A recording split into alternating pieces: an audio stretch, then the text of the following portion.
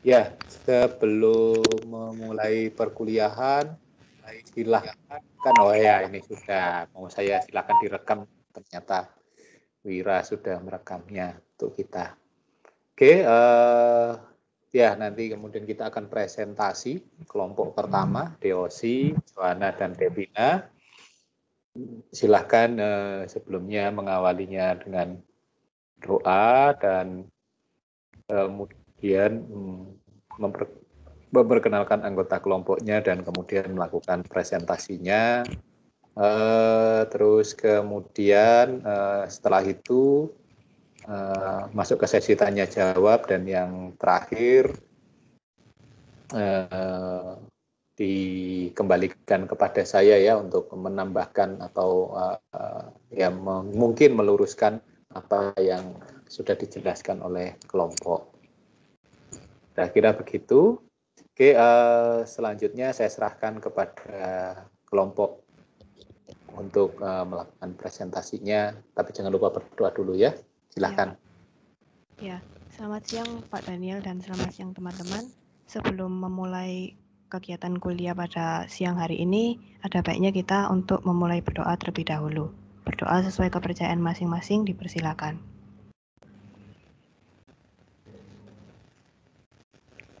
Berdoa selesai.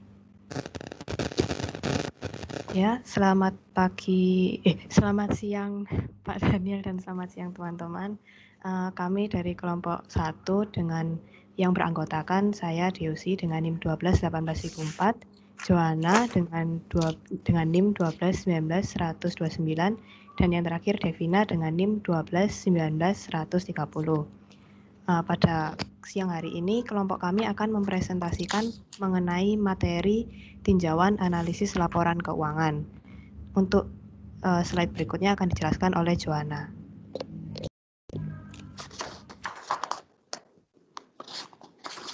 Baik, next. Nah, landasan teorinya ada pengertian analisis laporan keuangan, kemudian tujuan analisis, objek analisis, metode analisis, teknik analisis, dan keterbatasan analisis laporan keuangan. Next.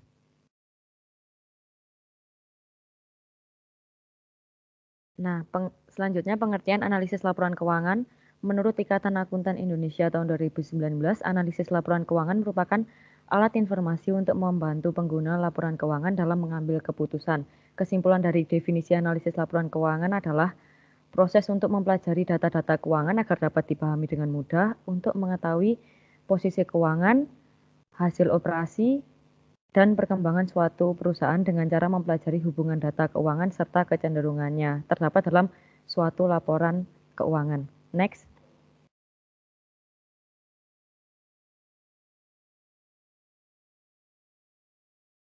Kemudian ada tujuan analisis laporan keuangan. Ini menurut Hanafi dan Halim tahun 2007. Untuk investasi saham sebagai bahan pertimbangan apakah saham dari perusahaan layak dibeli atau tidak. Karena investor pasti ingin memperoleh tingkat keuntungan yang tinggi dan konsisten dari suatu perusahaan. Kemudian ada kesehatan pemasok atau supplier sebelum melakukan kerjasama dengan supplier. Perusahaan akan juga menganalisis kondisi keuangan, profitabilitas, dan kemampuan menghasilkan kas untuk membayar kewajiban. Kemudian dari kesehatan pelanggan ditinjau karyawan. Analisis ini dilakukan untuk memastikan bahwa perusahaan atau perusahaan yang akan dimasuki tersebut mempunyai prospek keuangan yang bagus. Kemudian ada pemberian kredit. Analisis ini dapat memberikan informasi untuk menilai kemampuan perusahaan dalam mengembalikan pinjaman yang diberikan beserta bunga yang berkaitan dengan pinjaman tersebut. Kemudian ada analisis pesaing. Analisis laporan keuangan juga dapat menggambarkan kondisi keuangan pesaing yang dapat dianalisis oleh perusahaan untuk menentukan kekuatan keuangan pesaing. Informasi ini dapat dijadikan sebagai penentuan strategi perusahaan. Kemudian ada tujuan dari kesehatan pelanggan, digunakan untuk mengetahui informasi mengenai kemampuan pelanggan memenuhi jangka pendeknya. Kemudian tujuan dari pemerintah. Ini digunakan oleh pemerintah dalam menentukan besarnya pajak yang dibayarkan perusahaan atau menentukan tingkat keuntungan yang wajar bagi suatu perusahaan dengan menambahkan persentase tertentu di atas biaya modalnya. Kemudian tujuan analisis internalnya digunakan sebagai bahan untuk menentukan perkembangan perusahaan agar pihak internal perusahaan dapat dijadikan sebagai dasar pengambilan keputusan untuk perencanaan atau untuk mengevaluasi perubahan strategi. Dan yang terakhir, tujuan dari penilaian kerusakan. Ini digunakan untuk menentukan besarnya kerusakan yang dialami oleh perusahaan. Next. Kemudian ini ada objek analisis laporan keuangan menurut Harahap tahun 2001. Ada analisis laba rugi, analisis laporan posisi keuangan, dan analisis arus kas. Analisis laba ruginya menyorot tren penjualan, harga pokok produksi, biaya overhead, dan margin yang diperoleh. Untuk analisis laporan posisi keuangan, refleksi dari hasil yang diperoleh perusahaan selama periode tertentu dan modal yang digunakan untuk pelaksanaannya. Kemudian analisis arus kas, pergerakan arus kas dari mana sumber kas diperoleh dan kemana dialirkan. 3 sumber yaitu operasional, pembiayaan, dan investasi. Next.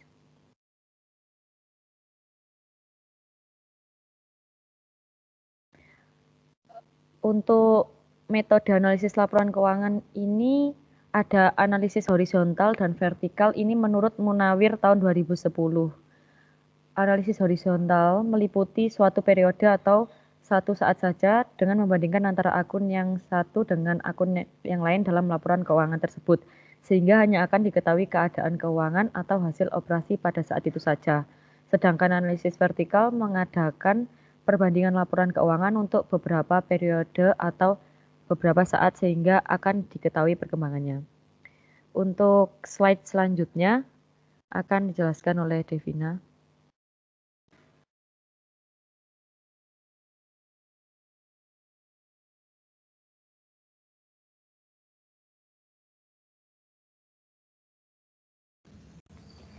Kemudian saya akan menjelaskan teknik analisis laporan keuangan. Terdapat beberapa teknik yang digunakan dalam penganalisan laporan keuangan, yaitu sebagai berikut. Yang pertama, teknik komparatif atau perbandingan.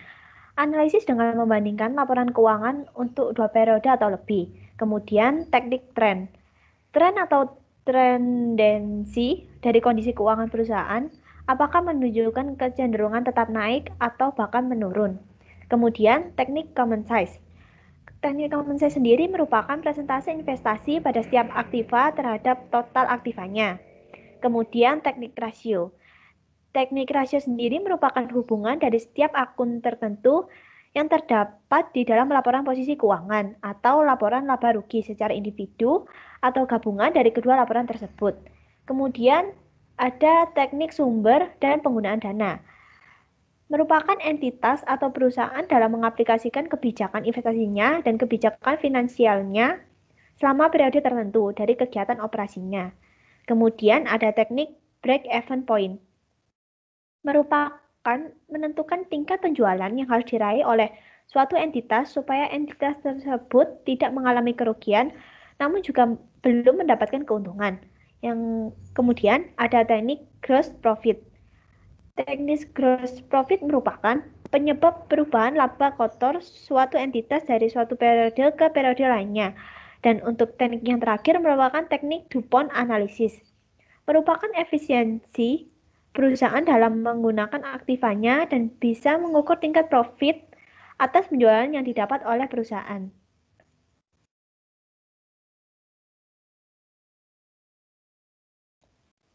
Kemudian saya akan menjelaskan keterbatasan analisis laporan keuangan. Adapun keterbatasan dari analisis laporan keuangan sebagai berikut. Yang pertama, analisis laporan keuangan didasarkan pada laporan keuangan, sehingga kelemahan yang ada di dalam laporan keuangan harus selalu diingat-ingat. Hal tersebut supaya kesimpulan dari analisis tidak salah. Kemudian yang kedua adalah dalam penganalisisan juga harus melihat beberapa aspek seperti situasi ekonomi, gaya manajemen, situasi industri, tujuan perusahaan, budaya perusahaan, dan budaya masyarakat.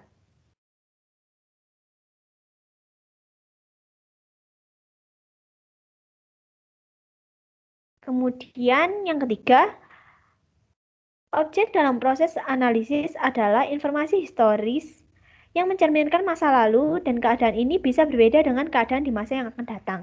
Yang keempat, jika membandingkan dengan perusahaan lain, maka harus dilihat beberapa perbedaan prinsip yang dapat menjadi penyebab perbedaan angka. Misal, prinsip akuntansi, ukuran perusahaan, jenis industri, periode laporan, laporan individual atau konsolidasi, dan yang terakhir, motif perusahaan.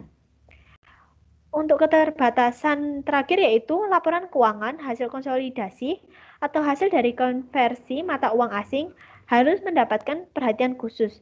Hal tersebut dikarenakan perbedaan dapat terjadi karena masalah kurs, konversi, atau metode konsolidasi.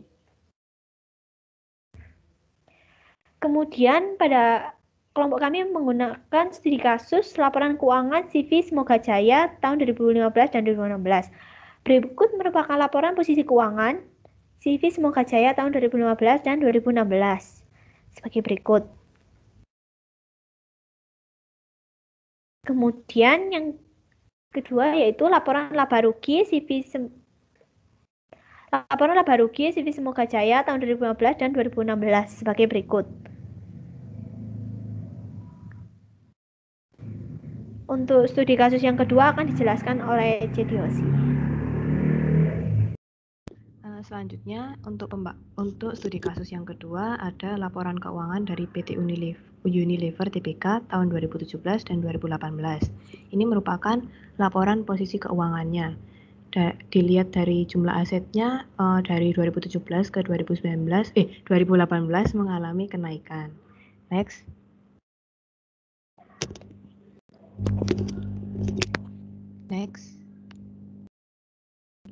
Ya, ini untuk lanjutannya. Kalau dilihat dari liabilitasnya juga mengalami kenaikan.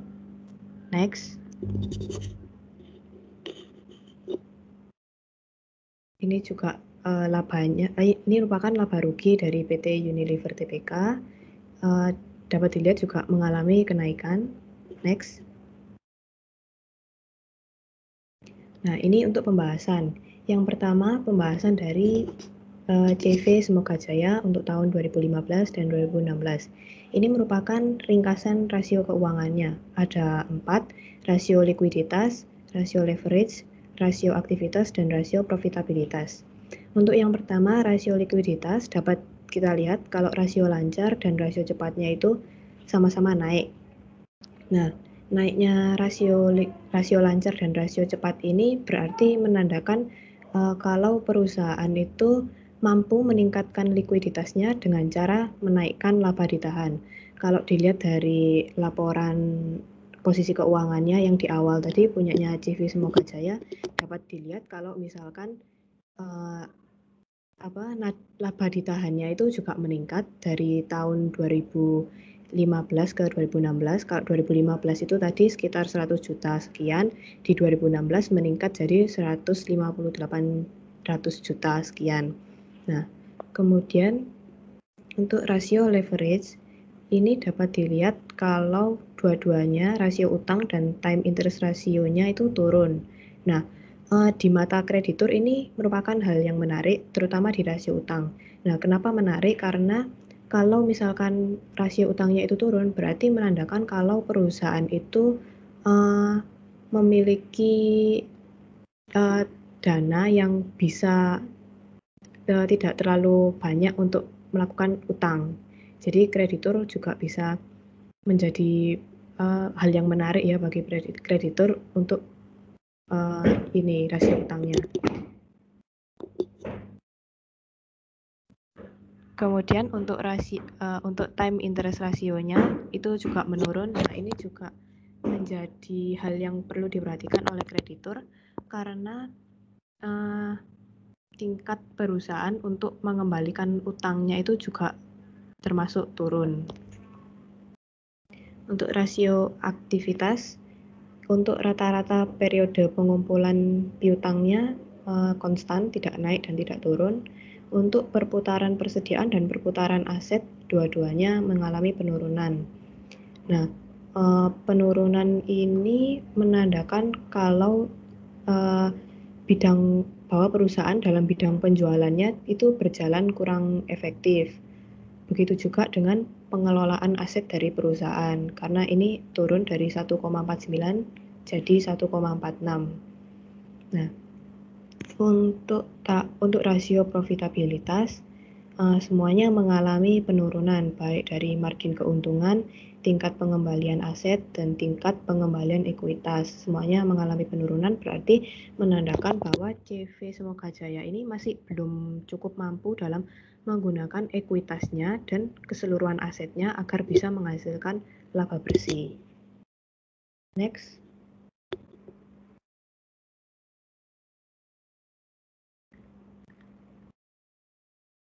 Yang kedua, pembahasan laporan keuangan PT Unilever Tbk tahun 2017 dan 2018. Untuk yang di sini ada 3 rasio. Yang pertama, rasio likuiditas, solvabilitas, dan rasio rentabilitas. Untuk yang pertama, rasio likuiditas, dapat dilihat bahwa rasio lancarnya mengalami kenaikan dari 65 jadi 75%. Kemudian rasio cepatnya juga naik. Nah, yang rasio kas ini konstan. Kalau yang perputaran piutang menurun, rata-rata pengumpulannya naik. Kemudian yang selanjutnya perputaran persediaan menurun, dan yang terakhir rata-rata persediaan naik. Nah, jika dilihat dari current ratio atau rasio lancar itu mengalami kenaikan 10%, berarti menandakan bahwa perusahaan tersebut memiliki aktiva lancar yang cukup untuk memenuhi kewajiban lancarnya. Dapat dilihat dari aktiva lancar rumusnya dibandingkan dengan hutang lancar. Nah, kemudian selanjutnya untuk rasio solvabilitas.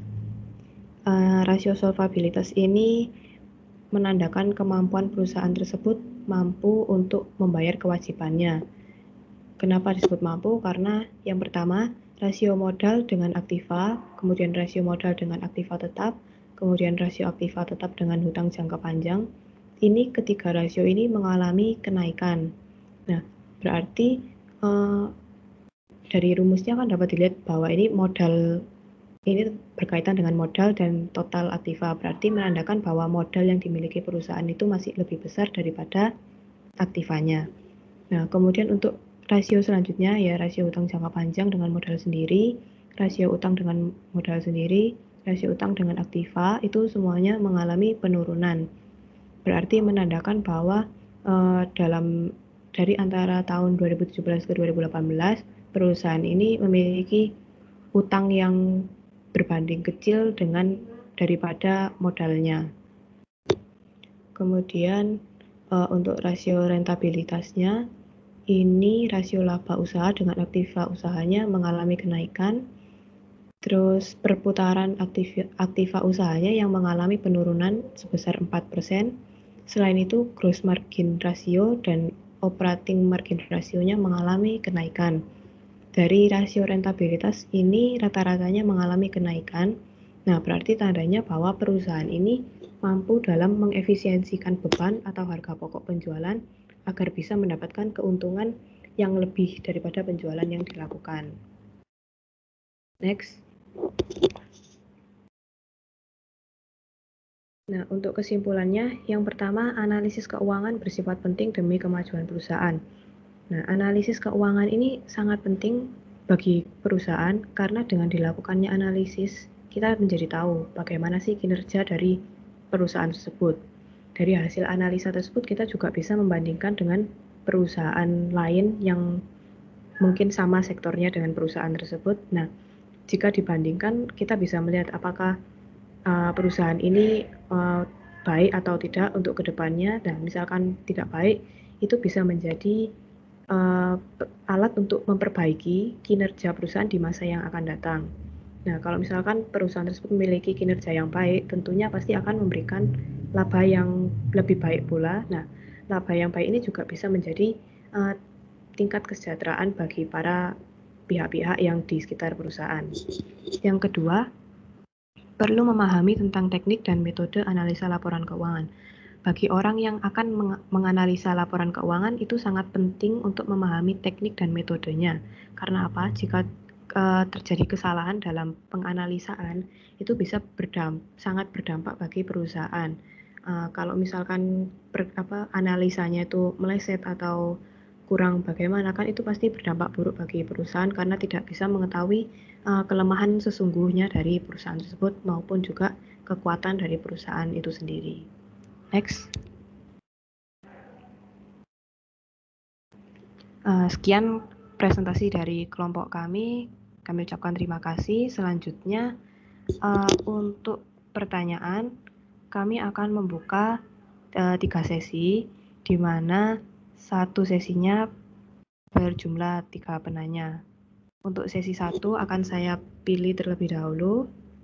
Yang pertama ada Agnes, kemudian Angela, kemudian Kak Cynthia. Untuk sesi pertama 3 penanya ini dulu. Untuk yang pertama, silakan Agnes mengutarakan pertanyaannya. Baik, terima kasih untuk kesempatannya Kak Teosi. Saya Agnes Monica dengan NIM 121910001. Ingin bertanya, di tinjauan analisis laporan keuangan kan tadi dijelaskan analisis kredit, yang mana kreditur perdagangan atau kreditur operasi biasanya menyerahkan barang atau jasa ke perusahaan dan berharap pembayaran dalam jangka waktu yang wajar. Dan seringkali kewajarannya itu ditentukan sama norma industri. Kalau boleh tahu norma industri itu yang bagaimana ya? Terima kasih. Oke, terima kasih. Berarti pertanyaannya mengenai norma industri. Untuk yang penanya kedua, Angela, dipersilakan. Baik, Teosi, terima kasih atas kesempatannya. Saya Angela Margareta dengan NIM 1219004 hendak bertanya apa perbedaan dari analisis kredit dengan analisis ekuitas. Terima kasih. Baik, perbedaan dari analisis kredit dan analisis ekuitas. Untuk yang ketiga, untuk penanya terakhir di sesi pertama ini ada dari Kak Cynthia, bisa mengutarakan pertanyaannya. Ya, terima kasih. Nama saya Cynthia Dwi Alverina dengan NIM 1219143. Saya mau bertanya, apakah ada tatanan atau langkah-langkah dalam perusahaan untuk analisis laporan keuangan? Terima kasih. Baik, terima kasih pertanyaannya. Untuk sesi pertama, kami mohon, kelompok mohon untuk diberikan waktu untuk berdiskusi.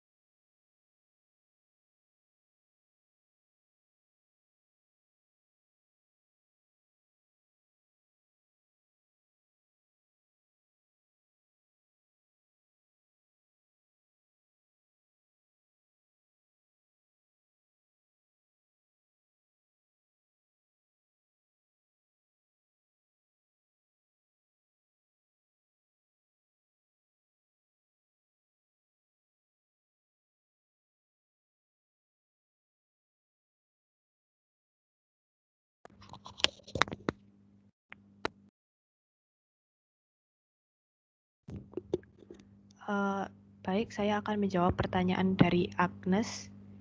Yang pertama itu menanyakan tentang norma industri ya, Agnes? Ya, benar. Jadi menurut kelompok kami, norma industri itu adalah rata-rata rasio yang dihasilkan dari beberapa perusahaan yang sejenis sebagai bahan pembanding bagi perusahaan yang bersangkutan. Nah, jadi kalau menurut kami itu rasio-rasio yang seperti rasio likuiditas, rasio-rasio yang tadi ada di studi kasus itu diambil kesimpulannya dan dibandingkan dengan perusahaan lain yang sejenis dari perusahaan yang dibandingkan. Misalkan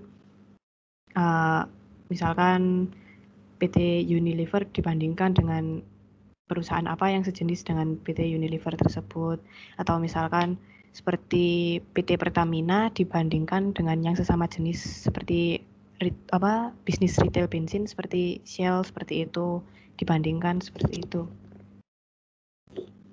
Begitu Agnes, apakah bisa menjawab? Oh iya, C, sudah paham. Terima kasih banyak, C. Ya, terima kasih. Selanjutnya untuk pertanyaan dari Angel akan dijawab oleh Devina. Tadi Angel bertanya perbedaan analisis kredit ya? Halo Ya, Angel.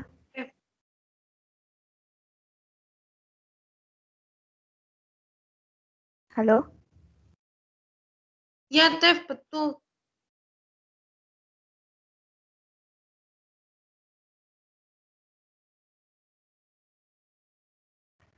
Jadi menurut kelompok kami, perbedaan utama antara analisis kredit dan analisis ekuitas yaitu analisis kredit lebih berfokus kepada sisi buruk resiko, bukan sisi baik potensi. Sedangkan analisis ekuitas bersifat asimetri, di mana harus menilai dua sisi resiko dan potensi. Apakah sudah menjawab, Angel? Ya, sudah menjawab. Terima kasih, Dev. Terima kasih. Untuk selanjutnya, pertanyaan Kak Cynthia akan dijawab oleh Joanna. Baik, untuk pertanyaan Kak Cynthia tadi, langkah-langkah analisis laporan keuangan ya. Kalau yang menurut yang saya baca di jurnal ID, langkah-langkahnya yang pertama memahami latar belakang data keuangan perusahaan. Itu mencangkup pemahaman tentang bidang usaha dan kebijakan akuntansi yang dianut dan diterapkan oleh perusahaan. Kemudian langkah yang kedua, memahami kondisi-kondisi yang berpengaruh pada perusahaan. Itu mencangkup informasi mengenai tren atau kecenderungan industri di mana perusahaan beroperasi seperti perubahan teknologi, perubahan selera konsumen, dan perubahan faktor-faktor ekonomi seperti perubahan pendapatan per kapita, tingkat bunga, tingkat inflasi, dan pajak. Nah, selain itu perhatikan juga perubahan yang terjadi dalam perusahaan itu sendiri, seperti perubahan posisi manajemen kunci. Kemudian langkah yang ketiga mempelajari dan mengamati laporan keuangan secara menyeluruh. Ini tujuannya untuk memastikan bahwa laporan keuangan sudah jelas dalam menggambarkan data keuangan yang relevan dan sesuai dengan standar akuntansi keuangan. Dan langkah yang terakhir, menganalisis laporan keuangan. Ini digunakan berbagai metode dan teknik analisis yang dapat menganalisis laporan keuangan dan menginterpretasikan hasil analisis tersebut. Apakah sudah menjawab, Kak Cynthia? Terima kasih, Ju. Ya, baik. Selanjutnya saya kembalikan ke moderator.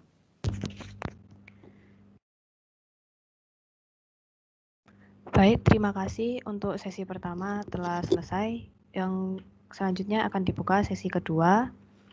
Untuk penanya pertama ada Jojo, yang kedua ada Samuel, yang ketiga ada Isabella. Untuk sesi kedua ini dulu, untuk sesi selanjutnya mohon ditunggu.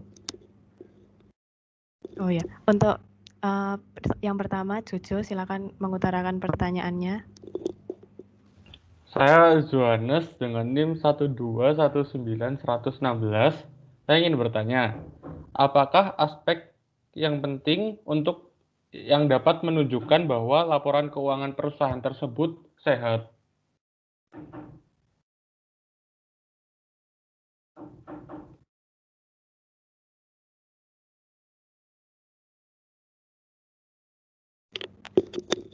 Baik, terima kasih. Untuk penanya kedua, Samuel bisa menanyakan pertanyaannya. Nama saya Samuel Karismawinata dengan NIM 1219-121. Saya mau tanya, pada saat saya menganalisis satu laporan perusahaan di tahun 2015 sampai tahun 2019, itu terdapat akun yang berbeda di tahun-tahun berikutnya. Seperti contoh tahun utang usaha tahun 2015, itu ada utang usaha pihak ketiga sama utang usaha berelasi. Sedangkan untuk di tahun 2017-nya terdapat akun utang usaha saja. Utang usaha berelasi dan pihak ketiganya tidak ada.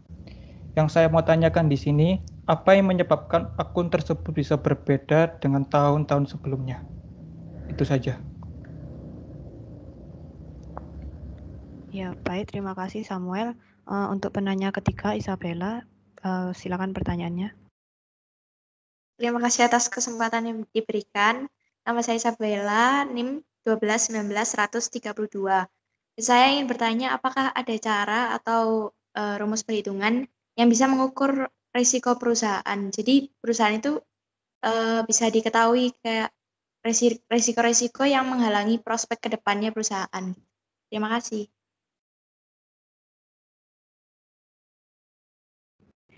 Baik, terima kasih, Bella. Dari kelompok kami meminta waktu untuk berdiskusi. Terima kasih.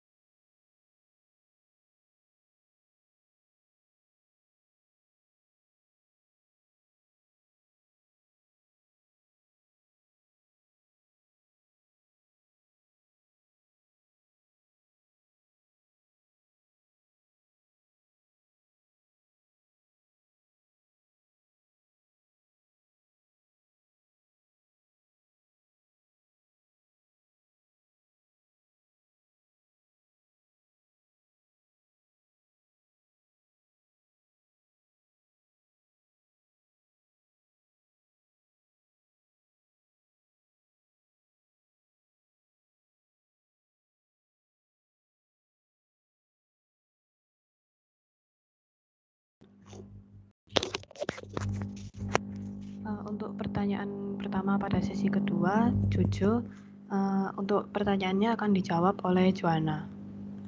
Dipersilakan, Joanna. Ya, terima kasih Cediosi. Tadi untuk pertanyaan Jojo, analis perusahaan yang sehat ya. Ciri-ciri laporan keuangan yang sehat itu yang pertama tingkat pengeluaran tidak melebihi pemasukan. Pastinya idealnya bisnis yang sehat kan memiliki keuntungan yang stabil setiap bulannya.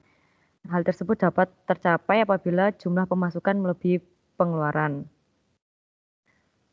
Kemudian mempunyai dana cadangan. Terkadang hal ini kan sering dilupakan ketika memiliki penjualan yang sangat bagus adalah memiliki dana cadangan. Hal ini mempengaruhi masa depan perusahaan dalam menghadapi hal-hal yang tidak dapat diperkirakan. Oleh sebab itu, kita harus memperhatikan dana cadangan perusahaan melalui laporan keuangannya. Kemudian, ciri-ciri yang laporan keuangan yang sehat dapat dibandingkan. Sebagai pemilik modal ataupun berbagai kepentingan dengan perusahaan, laporan keuangan harus dapat dibandingkan antar periode. Kemudian, ciri-ciri yang sehat selanjutnya, tingkat rasio utang cenderung rendah.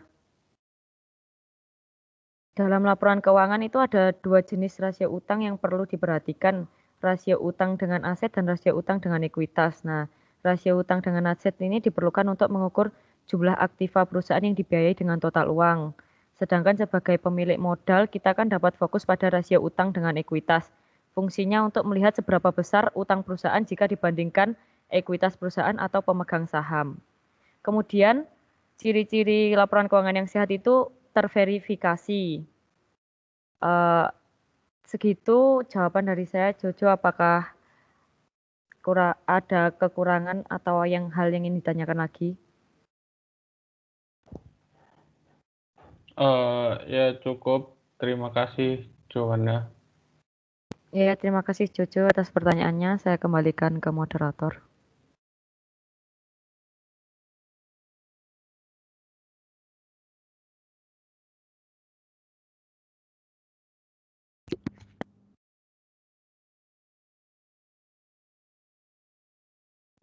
Iya, terima kasih Joanna dan Jojo. Untuk pertanyaan kedua dari Samuel, dari Samuel akan dijawab oleh Devina.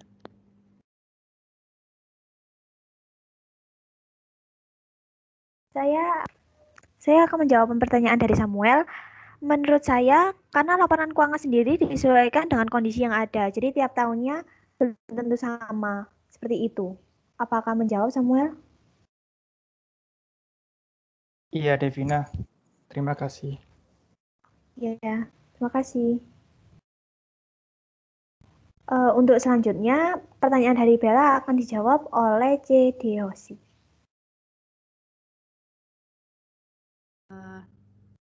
Ya, terima kasih. Untuk pertanyaan Bella, cara mengukur dari risiko. Menurut saya, pengukuran untuk beberapa risiko sendiri ada beberapa tipe. Yang pertama, risiko pasar. Itu teknik pengukurannya melalui value at risk atau VAR.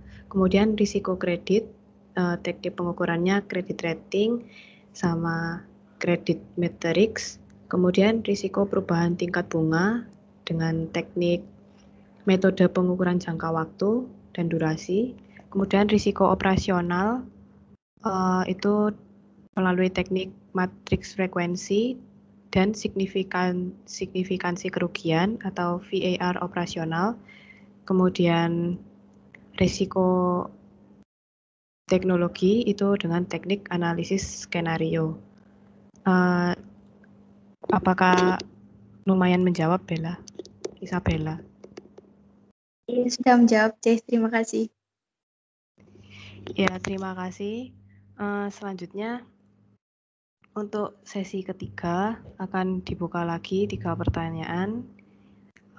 Yang pertama ada dari Selina, kemudian yang kedua dari Cut Ayu, ketiga Michael. Untuk Selina bisa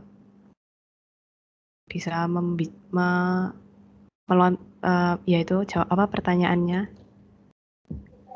Iya, terima kasih atas waktunya. Perkenalkan, nama saya Selina Lini Murti, NIM 1219136. Saya ingin bertanya, bagaimana jika saat kita ingin menganalisis laporan keuangan, ternyata laporan keuangan yang kita analisis itu terdeteksi adanya kecurangan? Jadi bagaimana cara menganalisis laporan keuangannya? Terima kasih. Terima kasih. Untuk penanya kedua, Cut Ayu. Silakan pertanyaannya.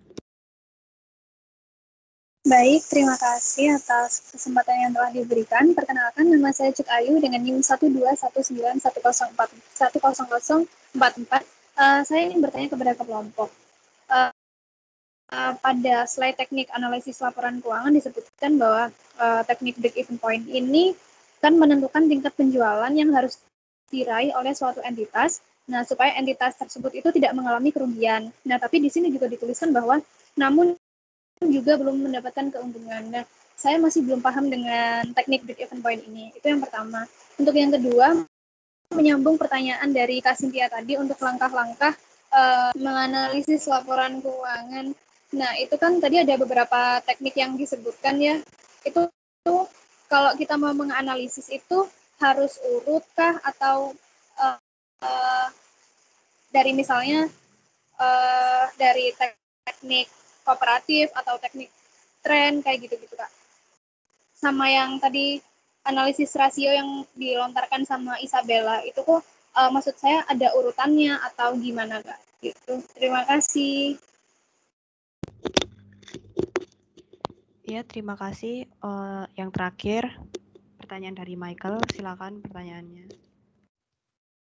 Baik, terima kasih untuk kesempatannya. Saya Michael Roland Wijaya dengan NIM 121910034. Seperti yang kita ketahui, kalau di analisis laporan keuangan ada beberapa rasio dan cukup banyak. Pertanyaan saya adalah dalam kondisi apakah diperlukan untuk penggunaan angka rasio keuangan? Terima kasih. Baik, terima kasih atas pertanyaannya. Untuk sesi 3, sesi terakhir ini, kami meminta waktu untuk berdiskusi. Terima kasih.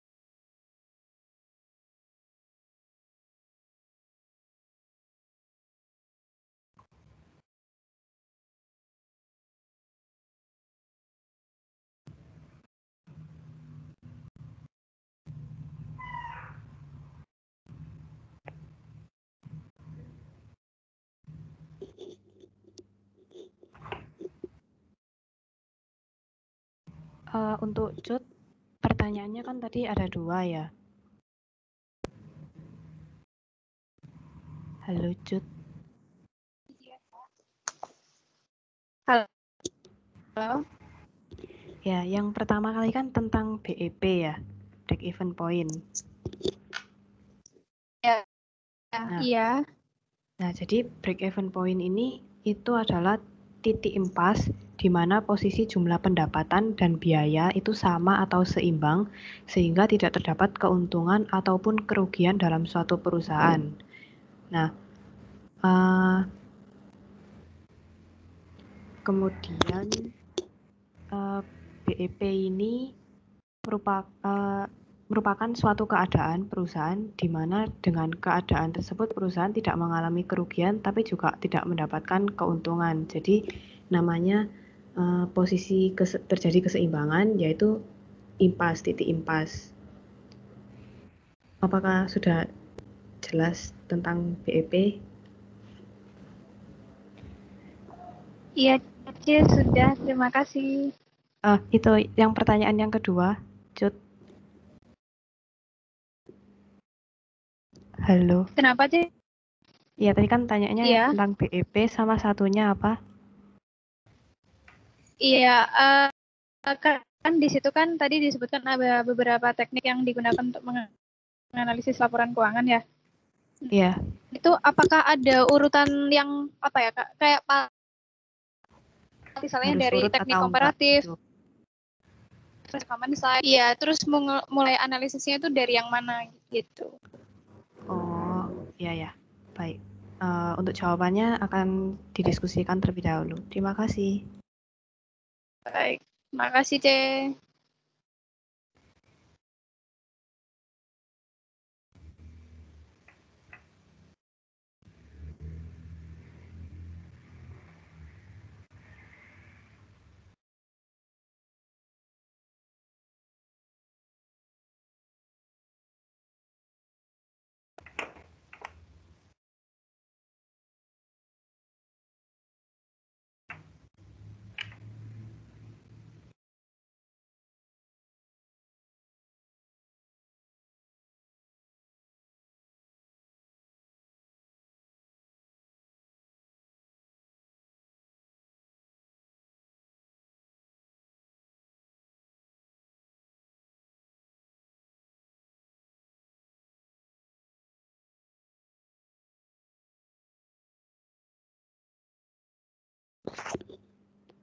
Selanjutnya untuk pertanyaan dari Michael akan dijawab oleh Devina. Dipersilakan Devina.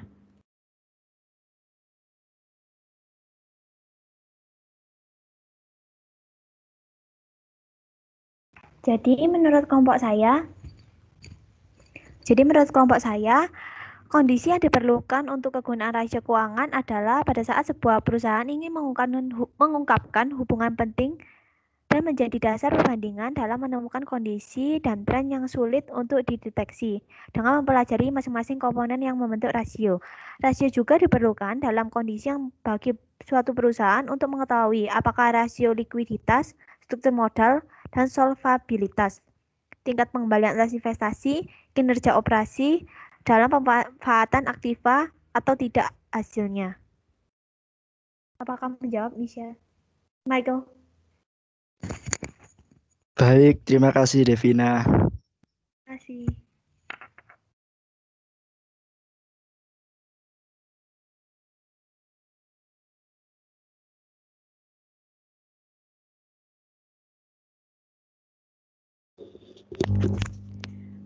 Baik, untuk pertanyaan selanjutnya dari Selina akan dijawab oleh Joanna. Dipersilakan Joanna. Tadi pertanyaan Selina, bagaimana jika laporan keuangan, cara mendeteksi jika ada kecurangan ya. Menurut fraud, kecurangan fraud atau kan di analisis laporan keuangan ada 2 jenis, ada yang curang, ada karena kecurangan, ada karena error. Nah, jika kecurangan dalam penyajian laporan keuangan dapat dideteksi melalui analisis laporan keuangan, yaitu menggunakan analisis vertikal. teknik yang digunakan untuk menganalisis hubungan antara item-item dengan laporan laba rugi, neraca, atau laporan arus kas dengan menggambarkan persentasenya. Kemudian ada juga dalam analisis horizontal, itu tekniknya menganalisis persentase perubahan item laporan keuangan selama beberapa periode laporan. Kemudian ada analisis rasio, itu alat untuk mengukur hubungan antara nilai-nilai item dan laporan keuangan. Sebagai contoh adalah current ratio, adanya penggelapan uang atau pencurian kas dapat menyebabkan turunnya perhitungan rasio tersebut. Kemudian ada yang penyalahgunaan aset. Nah, variasi pendeteksian kecurangan jenis ini sangat beragam. Metode yang bisa digunakan menggunakan analytic review, statistical sampling, dan vendor or outsider complaints. Satu lagi site visit atau observation. Itu jawaban dari saya. Apakah ada pertanyaan lagi, Selina? Baik, Joanna, terima kasih. Ya, sama-sama, Selina. Selanjutnya saya kembalikan ke moderator. Baik, terima kasih. Yang terakhir, menyambung pertanyaan dari Cut Ayu mengenai teknik analisis. Nah, menurut kelompok kami, teknik analisis ini harus dilakukan secara berurutan, mulai dari yang ada di PPT tadi, teknik komparatif atau perbandingan, kemudian ada teknik trend, common size, rasio, kemudian ada gross profit dan lain sebagainya. Nah, kenapa harus urut? Karena sebagai contoh seperti UAS mata kuliah manajemen keuangan kemarin, itu kan ada, kita juga menghitung tentang laporan keuangan selama 5 tahun ya. Nah, itu kalau misalkan kita tidak dihitung dengan urut, pastinya nggak bisa ya, karena harus ada langkah-langkahnya terlebih dahulu. Jadi yang dibandingkan dulu antar tahun, setelah itu ada hasilnya, terus di common size-kan, ya vertikal horizontal itu, baru bisa dapat seperti BEP-nya, terus kemudian lanjut lagi ke analisis DuPont. Seperti itu. Cut Ayu, apakah sudah menjawab? Baik, C, sudah menjawab. Terima kasih. Baik, terima kasih. Demikian presentasi dari kelompok pertama mengenai tinjauan laporan keuangan. Terima kasih kepada Pak Dan dan teman-teman yang sudah memperhatikan dan mendengarkan presentasi ini. Untuk selanjutnya akan saya kembalikan kepada Pak Daniel. Dipersilakan Pak Daniel. Ya, terima kasih kelompok penyaji pertama yang sudah menyajikan tentang tinjauan laporan keuangan. Cukup baik, jadi presentasinya cukup baik, terutama yang saya suka itu adalah PPT-nya, tidak katakanlah seperti PPT model saya gitu ya. Kalau saya buat itu pasti kemudian boseni karena bentuknya lebih banyak kata-kata, teksnya tidak kemudian variatif gambarnya seperti yang disajikan kelompok ini. Ya saya katakan cukup baik karena memang kemudian ada beberapa hal yang masih perlu disempurnakan dalam penyajian di makalah terutama. Terus kemudian bagaimana membawa di diskusi sudah sangat baik karena kemudian menggunakan moderator yang mengatur lalu lintas mekanisme tanya jawabnya, dan kemudian satu dengan yang lain itu saling berbagi, dan yang saya senang tidak butuh waktu lama untuk diskusi.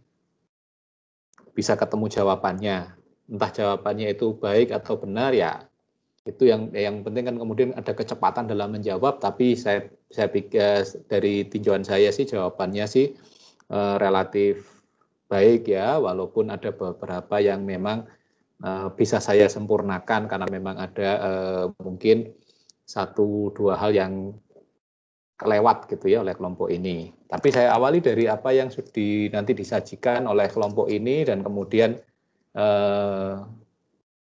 kita akan masuk ke pertanyaan satu persatu. Dan tapi sebelumnya saya jelaskan secara umum apa itu sebenarnya analisis laporan keuangan. Nah, sebenarnya dari penjelasan ini sudah bisa ya, karena saya urutkan dari apa yang disajikan kelompok ini. Jadi kelompok ini kan langsung berangkat ke analisis laporan keuangan di pendahuluannya gitu kan. Nah, itu perlu ditambahkan. Nah, kemudian kayak ini, enaknya ngomong analisis laporan keuangan, apa sih yang dianalisis? Analisis itu kan kata kerja ya, kita melakukan aktivitas analisis, review, dan kemudian memberi nilai gitu ya. Nah, apa yang direview, apa yang kemudian dianalisis. Nah, bahan bakunya itu kan ada yang namanya laporan keuangan. Makanya setahu saya judulnya di perkuliahan pertama ini adalah laporan keuangan dan analisis laporan keuangan. Jadi itu yang perlu dimasukkan dulu. Jadi sebenarnya kelompok ini menceritakan apa sih laporan keuangan. Tidak perlu detail, tapi kemudian apa sih sebenarnya laporan keuangan. Nah, laporan keuangan itu adalah ini kayak begini, apa aja isinya, dan kemudian apa langkah-langkah analisis. Nah, kalau yang dianalisis sebenarnya nggak ada masalah, karena ya di latar belakang cuma kurang sedikit aja, karena kemudian langsung menuju kepada apa yang langsung pada analisisnya. Tapi apa yang dianalisis itu yang mungkin bisa ditambahkan di kelompok ini. Jadi penjelasan mengenai laporan keuangan tidak perlu detail, tapi ya bukan sebaiknya, tapi seharusnya memang ada, karena kita tidak tahu apa yang kita analisis kalau tidak ada penjelasan mengenai laporan keuangannya. Demikian pula di bab 2, awal-awal itu mestinya juga di 2.1-nya itu menjelaskan sebenarnya apa itu laporan, bagaimana dan mengapa laporan keuangan. Karena pentingnya, mengapa sih? Karena ada satu catatan yang penting. Kenapa sih kita sampai harus melakukan analisis laporan keuangan? Karena laporan keuangan sendiri itu punya batasan. Batasannya salah satunya itu adalah yang disebut dengan sophisticated reader. Bahwa pembaca laporan keuangan, penyusun laporan keuangan, apalagi pembaca laporan keuangan itu adalah orang yang terampil. Sophisticated itu artinya lebih jauh lagi, bukan hanya terampil tapi canggih. Berarti apa? Pembaca laporan keuangan itu harus canggih. Makanya itu karena ada keterbatasan itu, bahwa laporan keuangan itu hanya bisa disajikan dan dibaca oleh mereka yang sophisticated, maka perlu dilakukan analisis untuk menghasilkan informasi yang berguna untuk pengambilan keputusan. Nah, itu aja sih yang harusnya masuk baik di bab 1 maupun di bab 2 awal-awal. Nah, kemudian yang selanjutnya mengenai laporan keuangan sebenarnya cukup baik disajikan oleh kelompok ini. Jadi sudah mulai menyajikan tujuan dari laporan keuangan, atau mengapa ada analisis laporan keuangan, apa yang dianalisis, terus kemudian bagaimana menganalisisnya ya, metodenya horizontal, vertikal gitu ya. Terus ada komparasi gitu ya. Terus kemudian bagaimana teknik-tekniknya atau alat-alatnya. Nah, ini kemudian bisa untuk menjawab apa yang ditanyakan oleh Cynthia, dan juga menjadi penjelasan apa yang nanti saya tambahkan itu nanti urutannya itu yang ditanyakan oleh Cut. Kemudian keterbatasan analisis laporan keuangan, nah itu sudah ada di sini di kelompok ini, sudah baik sebenarnya menyajikan di bab 2, cuman kurang menjelaskan mengenai laporan keuangannya. It's okay, nggak apa-apa. Nah, tapi kemudian ada beberapa kemudian masuk di studi kasus. Nah, ini yang di studi kasus ini sebenarnya banyak catatan dari saya, karena yang disajikan itu adalah dua perusahaan, satu CV Semoga Jaya dan satu lagi itu Unilever. Nah, yang jadi pertanyaan saya kemudian, dan di sini ternyata yang disajikan hanya analisis rasio. Memang tidak perlu detail, karena pendetilannya itu nanti ada pada kita masuk pada diskusi selanjutnya dari kelompok-kelompok selanjutnya. Tapi paling tidak, ya jangan disajikannya terus kemudian hanya 2 perusahaan saja, dan bukan hanya 2 perusahaan, tapi maksudnya bukan hanya analisis rasio dari 2 perusahaan. Jadi seakan-akan Loh teknik yang di atas loh diceritakan banyak, ada 7 atau 8, kok yang di sini cuma rasio tok gitu. Dan lagi kemudian bukan sedikit ya, tapi kemudian mendekatkan pada pertanyaan apa yang disampaikan oleh Agnes. Nah pertanyaannya kan kemudian norma industri, bahwa kemudian yang dibandingkan perusahaan itu haruslah perusahaan dalam industri yang sama. Terus kemudian skalanya relatif sama atau kita membandingkan dengan market leader. Nah ini kan CV Semoga Jaya saya nggak tahu bisnisnya bisnis apa. Terus kemudian yang saya tahu kalau Unilever itu jelas-jelas dia adalah dia konglomerasi. Unilever produknya fast moving good.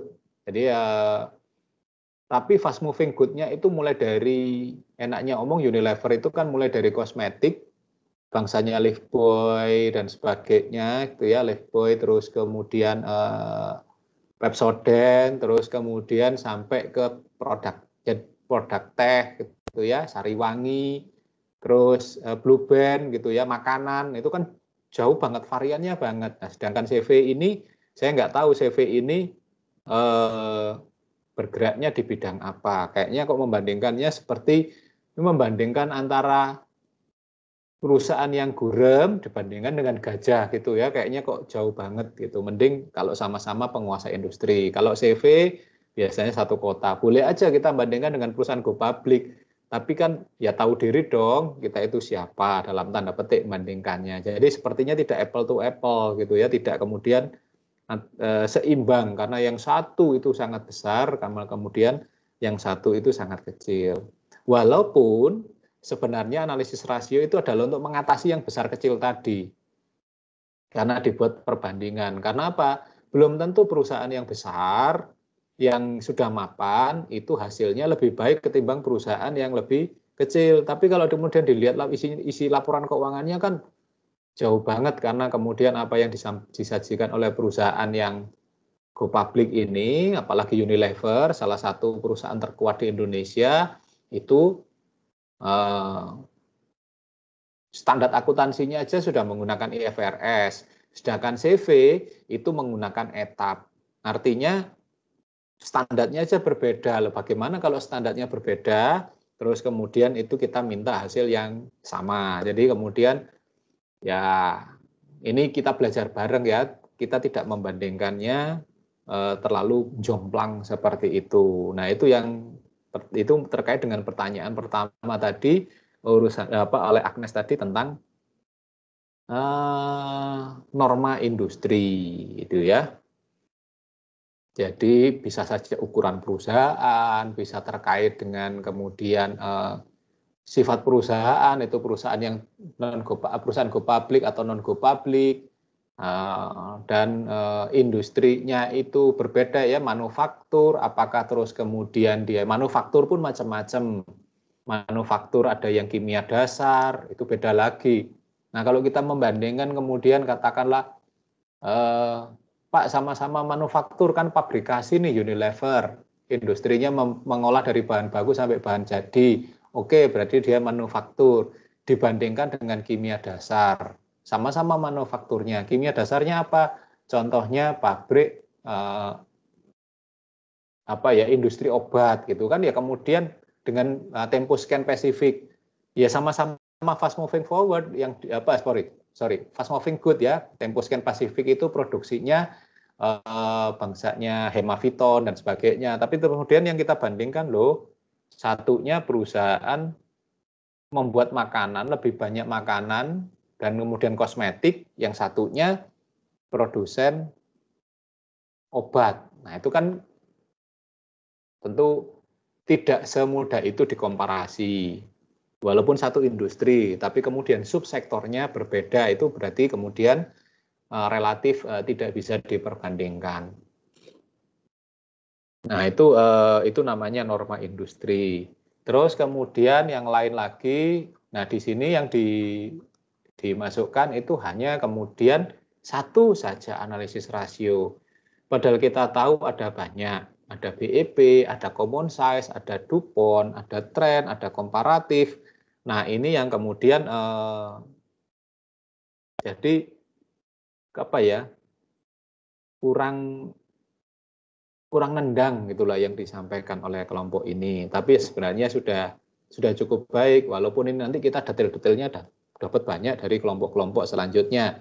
Tapi paling tidak di awal ini kawan-kawan yang lain tahu gambarannya. Oh, ini loh rasio. Oh, ini loh bagaimana kemudian komparasinya dibandingkan dengan 2 tahun. Padahal kalau kita lihat tidak bisa dilihat trennya itu kalau 2 tahun.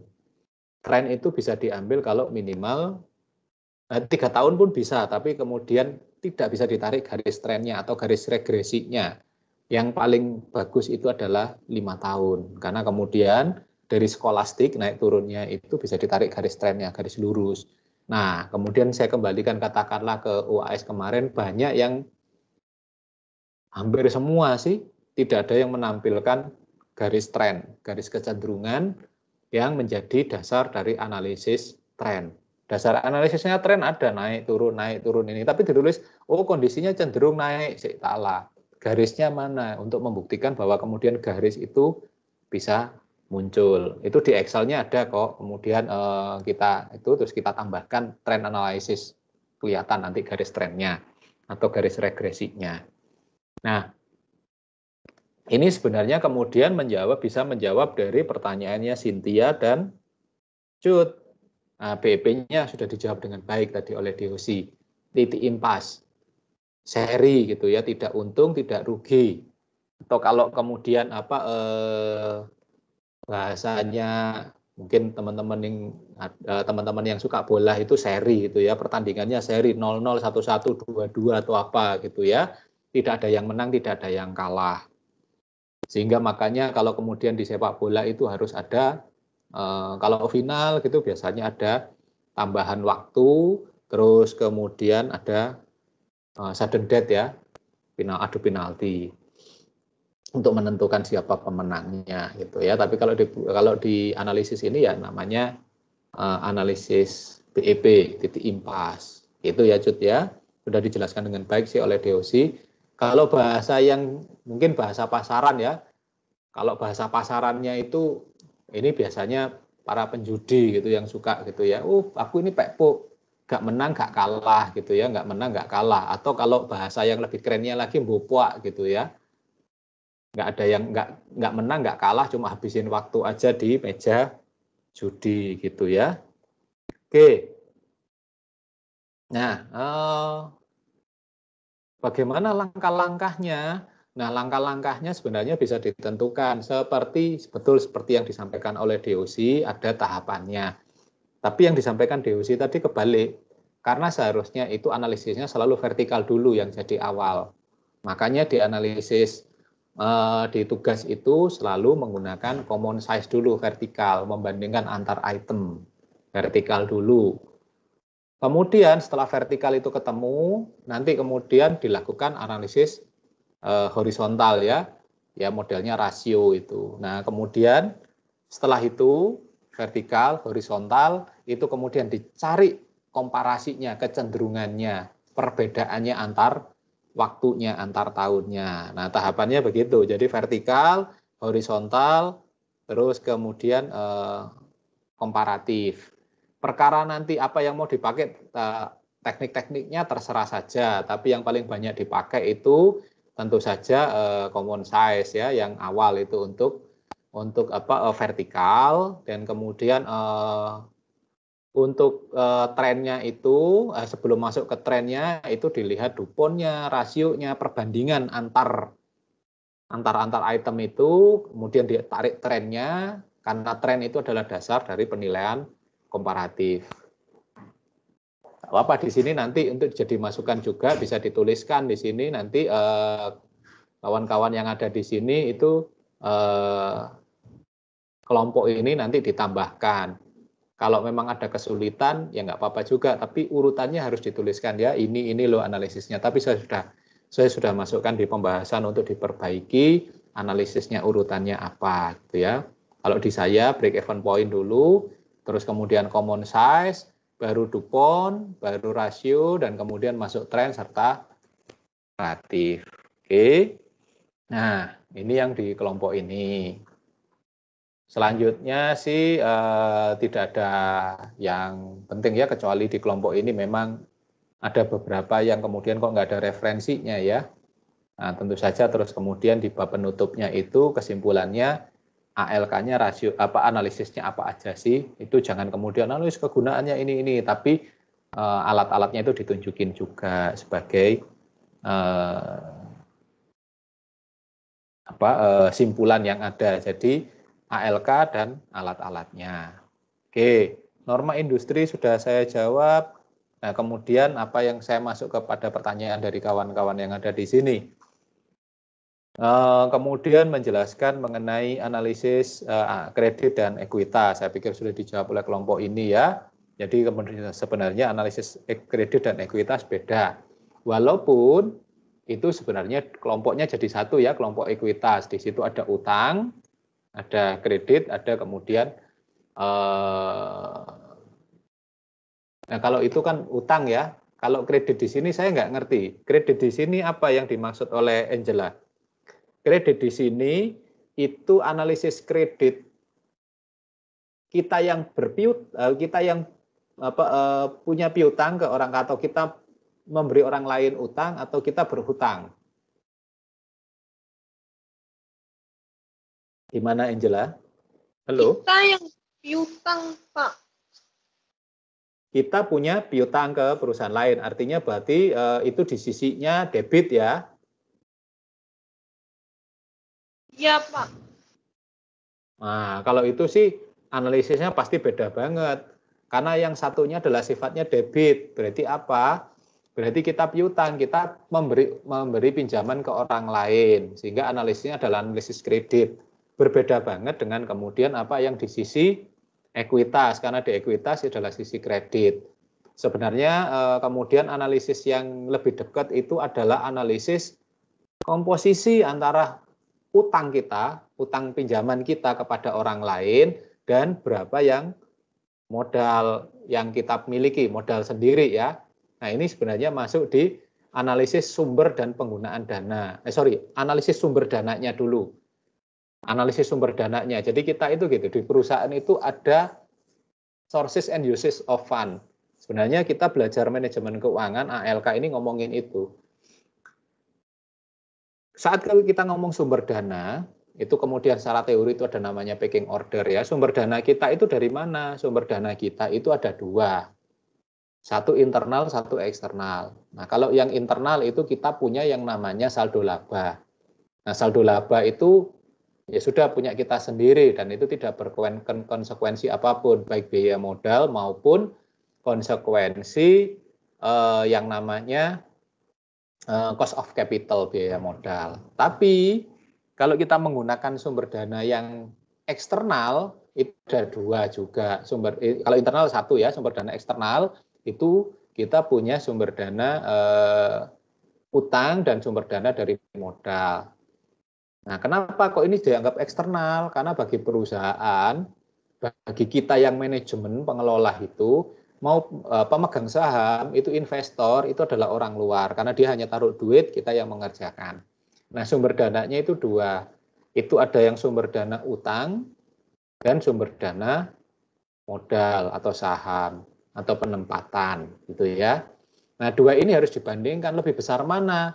Jangan-jangan perusahaan kita itu lebih banyak modal sendirinya atau lebih banyak utangnya. Kalau kita lebih banyak utangnya, seberapa besar? Nah, itu yang tidak boleh terlalu besar.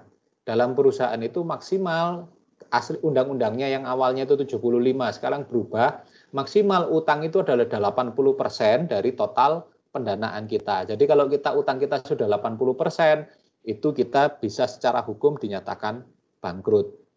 20% modalnya. Berapa berarti minimal? Kalau angka minimalnya, kalau secara bukan rumus tapi pendapat umum, kalau kita itu punya hutang di bawah 20%, di bawah 25%, mending sekalian nggak usah hutang. Kondisinya perusahaan menjadi unleveraged, tidak menggunakan hutang sama sekali. Kalau menggunakan leverage, jangan hanya kecil-kecil. Kalau utangmu kecil, itu tidak akan meningkatkan kinerja leverage kita gitu ya. Nah, itu analisis itu jadi beda. Kalau di sini kalau kredit, analisis kredit dan analisis ekuitas sangat jauh bedanya karena satunya di sisi debit, satunya itu adalah hasil dari operasi, satunya itu adalah sumbernya. Jadi satunya itu sumber, satu penggunaan dana. Tentu saja tidak bisa dibandingkan secara langsung gitu ya. Tapi kalau itu dari utang dan saham kita itu bisa dibandingin ya. Jadi di ekuitas itu bisa kemudian dibandingkan antara utang atau kewajiban dibandingkan dengan ekuitas kita. Jadi sumbernya jadi tidak boleh utang yang terlalu besar. Nah, langkah-langkah tadi sudah di kelompok tadi menyampaikan langkah-langkah awalnya, tapi sebenarnya ditanyakan oleh Cynthia itu dipertegas oleh Cut ya, tahapan-tahapannya. Kalau tahapannya itu vertikal, horizontal, dan komparasi. Perkara tekniknya ada di dalam situ, setiap orang punya gayanya, tapi urutannya biasanya seperti itu, vertikal, horizontal, dan komparasi. Apakah ada undang-undangnya, ada aturannya? Tidak. Ini hanya kebiasaan. Karena apa? Ya kebiasaan yang enak ya kita bandingin dulu, di dalam 1 tahun itu, baru kemudian antar tahun. Dari antar tahun, baru kemudian kita tahu kinerja kita ketemu trennya, baru kita bandingin kita sendiri dengan perusahaan lain. Itu ya. Jadi begitu kira-kira urutannya. Nah, kemudian Johannes, apakah informasi kesehatan perusahaan? Yang paling sederhana itu kita belajar tentang 3E. Anak akuntansi harus hafal. Jangan mengatakan, oh kita itu harus efisien dan efektif. Selama ini kan begitu ya. Banyak orang yang mengatakan efisien dan efektif. Berarti apa? Berarti kita siap-siap menjadi perusahaan yang tidak mendapatkan untung. Karena kalau efisien, kalau bahasa yang benar, kalau bahasa akuntansi, itu tergambar di yang namanya laporan laba rugi, itu adalah efektif, efisien, ekonomis. Yang namanya makanya 3E. Yang dikatakan efektif itu apa? Berapapun pendapatan yang kita dapatkan, itu adalah efektif. Efektif itu adalah kemampuan perusahaan menghasilkan pendapatan. Bukan menghasilkan laba loh ya. Menghasilkan pendapatan at all cost. Dengan biaya berapapun. Nah, kalau orang-orang pemasaran selalu mengatakan gitu, pokoknya pendapatan yang setinggi-tingginya ya, biaya pemasaran kita bisa alokasikan sebesar-besarnya. Yang penting kita melakukan pendapatan. Nah, itu yang kenapa di situ ada orang akuntansi. Nah, orang akuntansi punya 3E yang di laba rugi itu. Efektif itu tentang pendapatan, tentang omset. Sedangkan efisien itu adalah kemampuan kita mengelola sumber daya seminimal mungkin.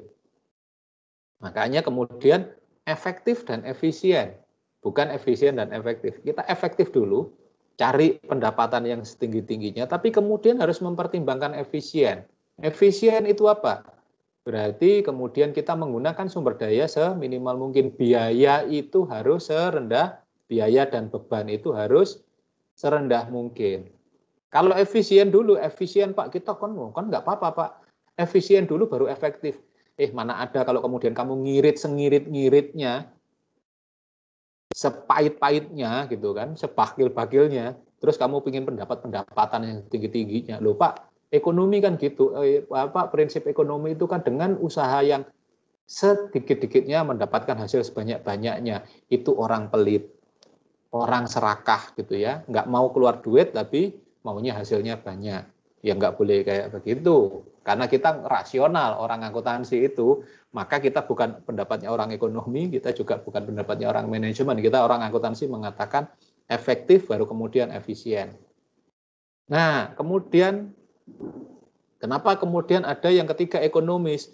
Ya iyalah, kemudian efektif dan ekonomis itu kalau dibandingkan, diketemukan, itu menghasilkan tingkat ekonomis. Ekonomis itu apa? Labanya. Ya, kemudian kalau pendapatan kita besar, terus kemudian kita bisa efisien, berarti kecil pengeluaran kita, ya kita akan menghasilkan laba yang gede, yang ekonomis. Itu ya. Nah, inilah yang berbuat paling gampang melihat dasar kesehatan kita gitu ya. Dan ini berarti merujuk pada kinerja kita selama ini. Tapi secara khusus nanti juga akan ada kita belajar tentang rasio-rasio khusus yang menjelaskan tentang bagaimana melihat informasi kesehatan ini. Ini juga kemudian menjawab dari pertanyaan Isabella tentang menghitung resiko perusahaan. Selain resiko-resiko yang disebutkan, dengan rasio sebenarnya bisa. Itu nanti rumusnya namanya, yang menemukan pertama kali itu namanya Altman. Pak Altman itu menjelaskan tahun, saya lupa tahunnya berapa, tahun 70-an sekitar, atau 76 atau berapa gitu ya. Dia mengeluarkan kemudian bahwa ternyata dari beberapa rasio itu bila diatur, ditata, itu mengeluarkan yang namanya Z-score. Makanya terkenal menjadi Altman Z-score. Kemudian sekarang berkembang sih, ada Smijewski, ada Olsen, ada beberapa ya, ada 5 orang kalau nggak salah yang punya rumus masing-masing. Ada yang Y-score, X-score gitu ya, karena merujuk dari Altman Z-score. Nah itu kemudian bisa dilihat resiko perusahaan, resikonya apa? Kalau kondisinya kayak begini, maka dia akan punya resiko cenderung akan bangkrut, entah 2-3 tahun, entah 2 tahun, entah 3 tahun, entah 5 tahun ke depan akan bangkrut kalau kondisinya tetap seperti ini. Nah, kalau dalam laporan keuangan nanti itu akan muncul namanya sustainability report, laporan berkelanjutan. Itu bagaimana going concern perusahaan, prinsip akuntansi nomornya saya lupa, nomor 5 atau nomor 6 yang mengatakan bahwa kemudian perusahaan itu harus going concern, perusahaan itu harus bisa bertahan dan bisa bertumbuh dalam jangka panjang. Nah, itu yang menjadi alat ukur yang paling, jadi dari alat ukur yang 3E, yang sederhana, itu bisa dikembangkan sampai kemudian menjadi alat ukur Z-score, atau Y-score, atau X-score. Ada 5 orang itu ya, kalau mau lihat di deskripsi kakak kelas Anda itu ada. Bagaimana membandingkan antar mereka gitu. Kalau tidak ya silahkan melihat di blog saya itu ada tentang analisis kebangkrutan. Nah itu bagaimana kemudian resiko dan informasi kesehatan itu muncul. Nah sedangkan kemudian dari Samuel, antar tahun Pak berbeda. Jangan salah, standar akuntansi itu harus konsisten, mengatakan bahwa konsisten laporan keuangan itu harus tetap.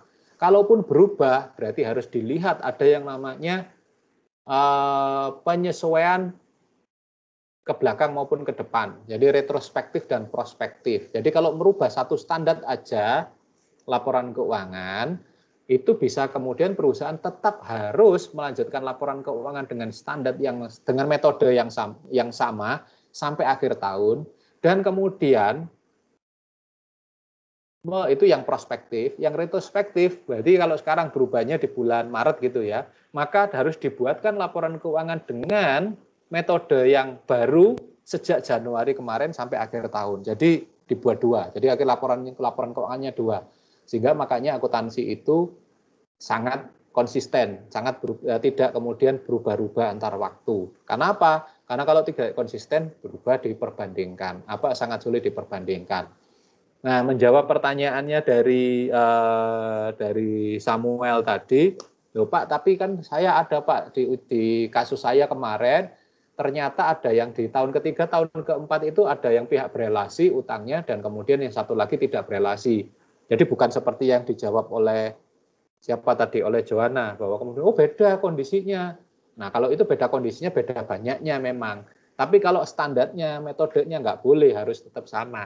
Loh Pak, tapi ada yang kemudian ada piutang usaha pada pihak berelasi dan pihak ketiga, dan kemudian dianggap piutang usaha. Karena ada perubahan di standar akuntansi, kita nggak usah membagi piutang itu pada pihak itu berelasi, ya pihak berelasi itu kan berarti bisa ada perusahaan, bisa induk perusahaan kita, bisa rekanan kita, atau kepada pihak ketiga itu orang lain.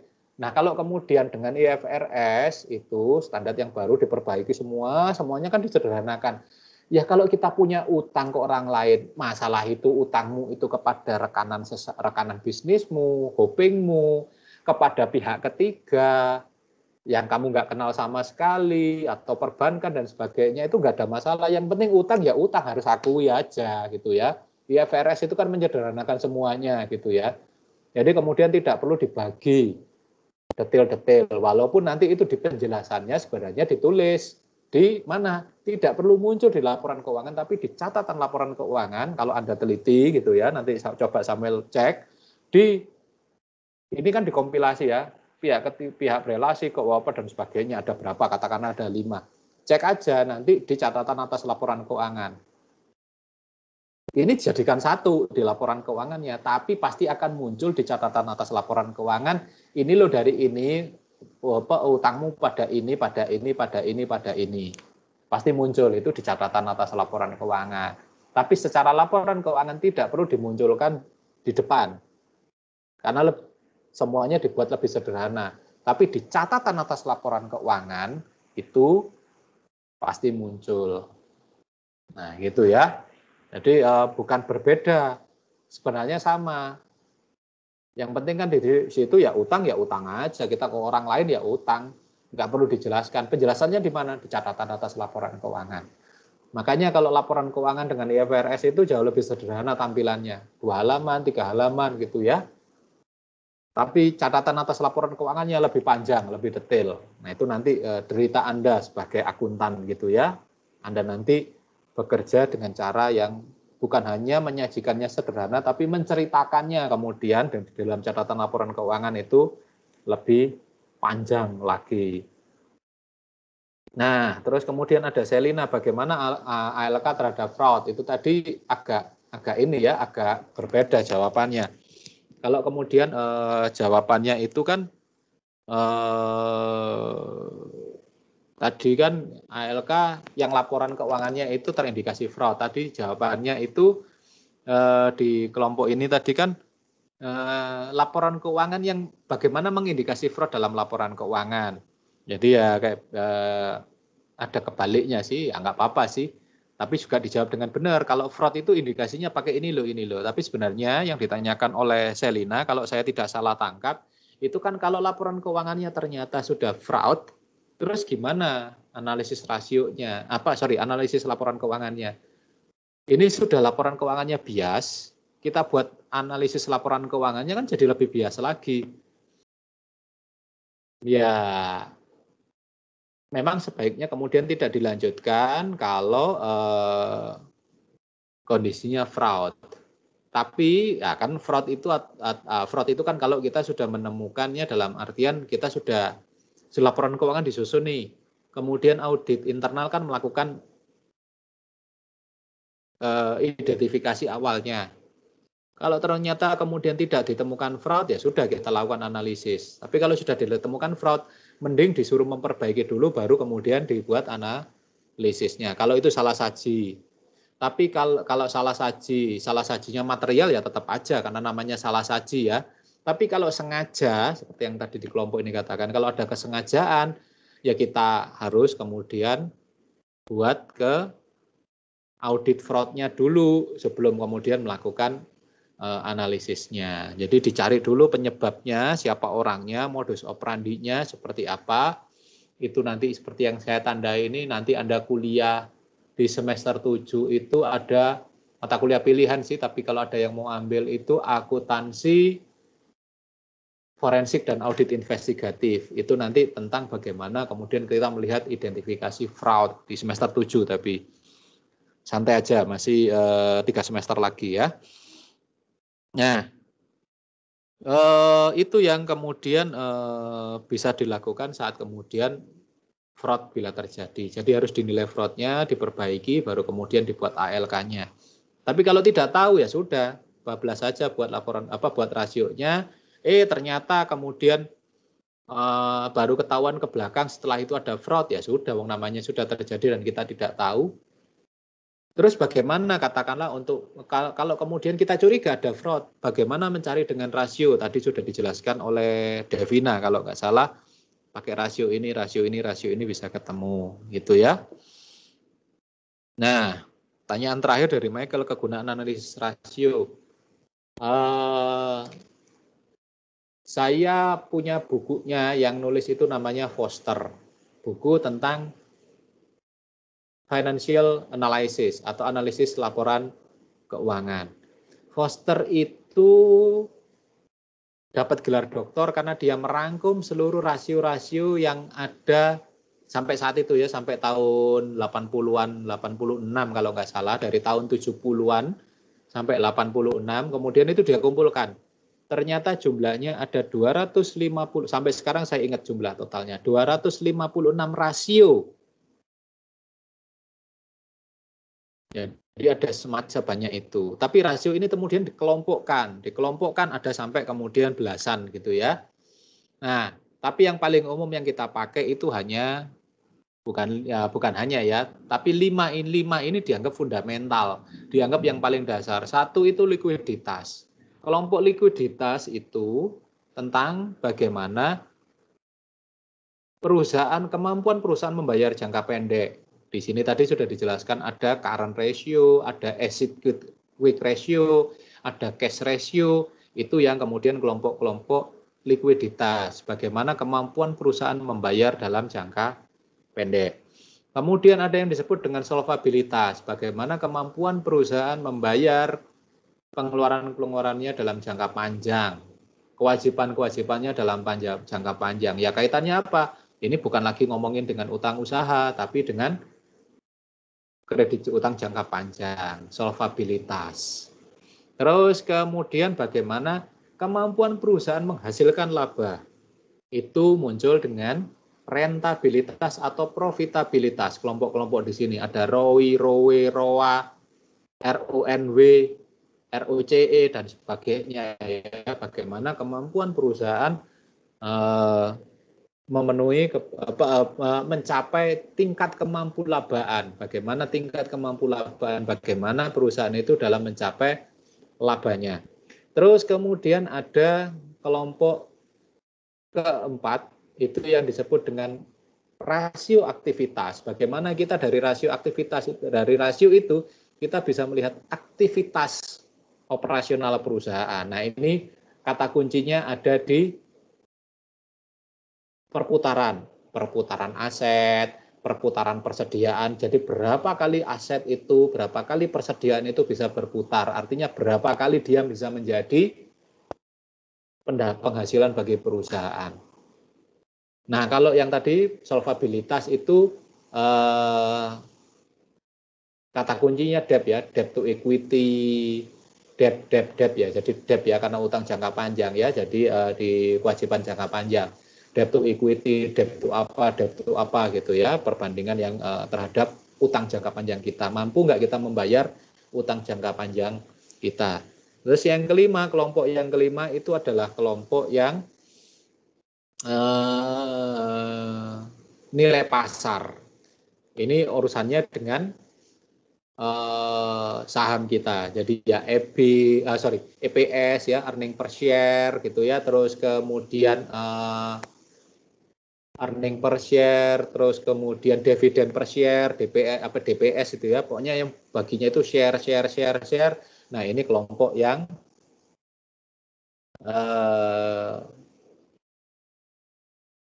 nilai pasar. Ada lagi sebenarnya masih banyak rasio yang kemudian lebih mudah diperbandingkan, yang kemudian jadi tugas kita ya, Tobinski. Itu kemudian menghasilkan nilai perusahaan atau value of the firm. Itu gabungan dari beberapa rasio, ada 5 rasio yang kemudian kalau nggak salah 4 atau 5 rasio digabungkan jadi satu, itu nanti ketemu hasilnya. Ada lagi sebenarnya rasio-rasio yang sifatnya independen, yang kemudian terkait dengan value juga. Ada yang namanya EVA. Nah, sini nggak ada yang namanya EVA ya, tapi bukan EVA itu maksudnya economic value added, bagaimana nilai tambah. Jadi terkait dengan namanya nilai tambah, ada EVA, ada MVA, market value added, nilai tambah kita di perusahaan. Jadi terkait dengan nilai tambah. Terus kemudian FVA, financial value added. Ada banyak yang belakangnya itu value added. Nah, itu ada kelompok yang lain itu terkait dengan nilai perusahaan. Terus kemudian yang tadi sudah saya ceritakan bagaimana analisis kebangkrutan, ada Z score, ada X score, ada Y score. Itu juga kemudian bagaimana melihat kebangkrutan. Nah, itu kalau dikumpulkan jumlahnya 256.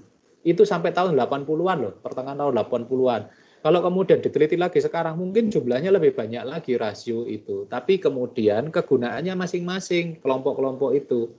Ya yang fundamental yang 5 tadi, likuiditas, solvabilitas, rentabilitas atau profitabilitas, terus kemudian aktivitas dan nilai pasar. Terus ada lagi yang lain lagi tadi kebangkrutan. Terus ada value added, nilai tambah. Ada kemudian nilai perusahaan, value of the firm. Dan berapa kelompok-kelompok yang lain yang dipergunakan. Nah, ini bedanya nanti yang kemudian katakanlah profitabilitas, solvabilitas ini akan relatif jadi variabel independen kalau di penelitian. Sedangkan value of the firm dan lain sebagainya itu nanti menjadi Y-nya, jadi variabel dependennya gitu ya. Jadi nanti enaknya ngomong pengaruh nilai perusahaan, analisis pengaruh nilai perusahaan dengan alat analisis dengan analisis rasio sebagai pembanding ya. Pasti kemudian Y-nya itu Tobinski, terus kemudian X-nya itu adalah rasio-rasio tadi, kelompok-kelompok likuiditas, solvabilitas, rentabilitas atau profitabilitas, aktivitas dan nilai pasar. Nah, masing-masing ini ada anaknya, likuiditas rasionya berapa, ada banyak, solvabilitas ada banyak. Nah, itu yang kemudian jadi tugas Anda belajar nanti di semester ini, di tugas akhir nanti. Jadi, apa yang ditanyakan oleh Michael itu adalah kegunaan angka rasio ini apa sih?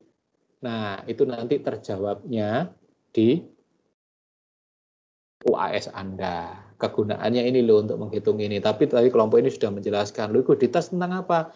Tentang kemampuan perusahaan membiayai kewajiban jangka pendeknya, solvabilitas jangka panjang, dan seterusnya, dan seterusnya. Nanti kita akan belajar satu persatu kemanfaatan dari analisis rasio, analisis laporan keuangan. Tidak hanya rasio ya, analisis rasio. Tapi semuanya nanti kemudian akan dibentuk memang rasio, karena rasio itu mengurangi atau mengatasi kelemahan dari angka absolut. Itu kira-kira yang kita pelajari sepanjang satu semester ini. Jadi tidak hanya laporan keuangan, tapi analisis laporan keuangan. Nah, minggu depan itu sudah mulai masuk analisis laporan keuangannya ya. Nah, itu yang lebih detail-detail nanti. Oh, jadi apa? Tidak seperti ini, kelompok ini kan likuiditas untuk ini. Nanti enggak likuiditas, rumusnya likuiditas apa aja. Solvabilitas, rumusnya apa aja. Nah, itu sebenarnya bisa kemudian menggunakan bukunya siapapun gitu ya. Setahu saya kalau menggunakan buku waktu Anda belajar manajemen keuangan, Markus itu sekitar 25-an. Terus kemudian kalau yang pakai buku yang lain ya, Western Kaplan itu sekitar 30-an. Tapi nanti di buku ini, di buku ALK itu nanti sekitar 35-an gitu ya, 35 rumus yang harus Anda masukkan di situ. Tapi Anda bebas kok, tidak harus pakai buku yang saya wajibkan. Kalau mau lebih banyak lebih baik. Jadi Y-nya tetap 1, Tobinski, X-nya itu tetap 5, tapi X11, X12, X21, X22, X31, X33 itu bisa sangat banyak. Ya kalau kita merujuk bukunya Foster aja ada 256. Pak, saya tambahkan Pak, Z-score Pak. Jadi terus kemudian saya tambahkan Pak nilai tambah. Oh enggak hanya 5 Pak, jadi saya pingin variabelnya 6 atau 7. Ya silahkan kalau Anda pingin menambah. Tapi yang Anda wajib, yang jadi wajib ke saya itu cuma 5. Dan kemudian komparasi, oh Pak, di sini kan ada komparasi. Nah komparasinya kan sudah kinerja dan kondisi perusahaan A dan kondisi perusahaan B kan dikomparasikan. Mana yang lebih tinggi, mana yang lebih rendah dari trennya masing-masing. Angka tahun itu dari 2 perusahaan. Itu ya. Jadi kira-kira itu yang menjadi pembelajaran kita sepanjang 1 semester ke depan. Dan kelompok ini sudah memulainya dengan baik. Saya apresiasi bahwa kemudian ada yang perlu ditambahkan, iya, tapi kemudian ya seperti biasanya kelompok ini penyaji pertama pasti kemudian menjadi yang terbaik sepanjang 1 minggu ke depan. Kalau di minggu depan tidak kemudian menyajikan lebih baik dari kelompok ini, tentu saja tetap juara bertahannya masih di kelompoknya Deosi, Joanna, dan Devina, gitu ya. Harapannya sih lebih baik, gitu ya. Tapi kelompok ini sudah memberikan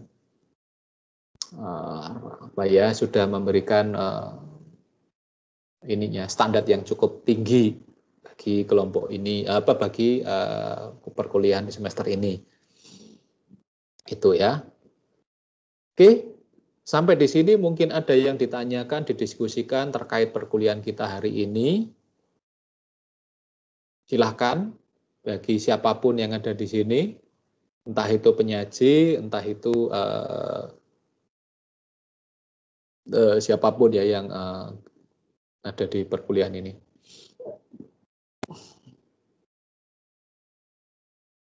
Ada yang ingin ditanyakan? Sudah, Pak. Apa? Nggak ada? Sudah Nggak cukup ada. ya, Deosi? Iya. Ya, nanti setelah ini saya kirim kepada kelompok ya untuk direvisi, diperbaiki, juga nanti disesuaikan dengan PPT-nya yang nanti kemudian dikumpulkan pada ketua kelas bersama dengan UAS. Jadi tapi kalau lebih enak dicicil mulai dari sekarang ya, sedikit demi sedikit gitu ya. Apalagi masih awal-awal gini kan belum banyak tugas yang lain ya, Deosi ya. Iya, Pak. Kalau saya sudah dari mulai minggu kedua langsung sudah full throttle gitu ya, gas penuh. Oke. Ada yang lain? Mungkin kalau tidak ada yang lain yang ditanyakan, yang didiskusikan, oke, saya cukupkan sampai di sini perkuliahan hari ini. Untuk minggu depan, siapa yang maju? Kelompok saya, Pak. Bentar, ini kok belum muncul namanya. Biasanya keluar bunter-bunternya. Siapa tadi yang ini? Alex, Pak. Oh, Alex. Nah, Ya. ini biasanya keluar bundernya gitu kalau ngomong. Nah, ini keluar bunder warna birunya gitu ya, Alex yang akan presentasi tentang. Tapi minggu depan libur, analisis. Pak. Tanggal merah. Oh iya, minggu depan libur ya. Isra Mi'raj. Berarti tanggal 18, 2 minggu lagi. Oh, enak Alex punya waktu 2 minggu. Oke, makasih, Pak. Iya, kalau nggak lebih baik dari kelompok yang sekarang, nanti berarti ya punya waktu 2 minggu kok. Masa tidak bisa lebih baik.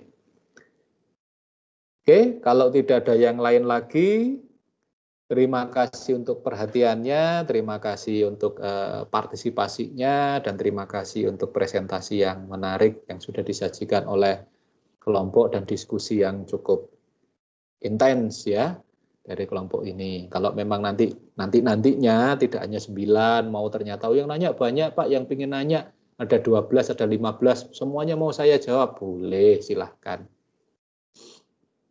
Oke ya, saya tidak membatasi waktunya.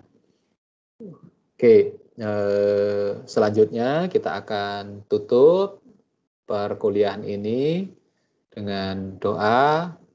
Mari kita berdoa menurut iman kepercayaan masing-masing untuk berkat dari Tuhan sepanjang perkuliahan ini dan sepanjang perkuliahan kita ke depan. Berdoa, dipersilahkan.